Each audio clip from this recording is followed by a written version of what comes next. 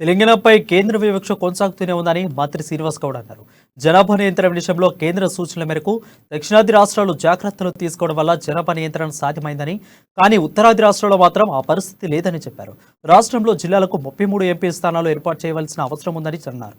జడ్చల్ మండలం కొడుకల్ గ్రామంలో 4 కోట్లతో నిర్మించిన తెలంగాణ ట్రైబల్ వెల్ఫేర్ రెసిడెన్షియల్ బాలికల జూనియర్ కళాశాల భవనం ప్రారంభోత్సవం మరియు 5 కోట్ల అంచనా వ్యయంతో చేపట్టే ప్రభుత్వ గిరిజన రెసిడెన్షియల్ స్కూల్ కాంప్లెక్స్ భవన సముదాయ పనులకు మంత్రి శ్రీనివాస్ గౌడ్ శంకుస్థాపన చేశారు.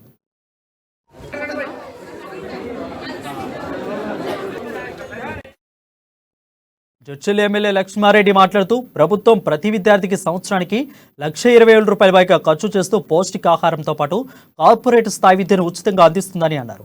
మన ఊరు మనబడి పథకం కింద వేలాది పాఠశాలల్లో సుందరీకరించి అత్యాధునిక వసతులు కల్పించామని చెప్పారు.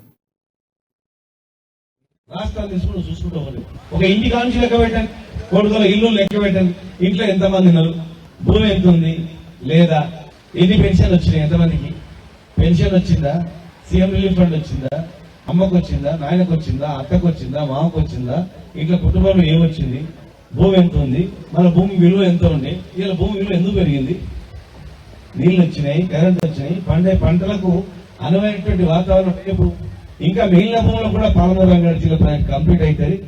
జడ్చర్ల పైకి చూస్తే కనిపిస్తారు, తిమ్మాయిపేట నుంచి చదువు చూస్తే కరీంనగర్ రిజర్వాయర్ కనిపిస్తుంది, ఇటు సైడ్ మెయిన్ రోడ్ ఎక్కమంటే ఉదండపురం రిజర్వాయర్ కనిపిస్తుంది.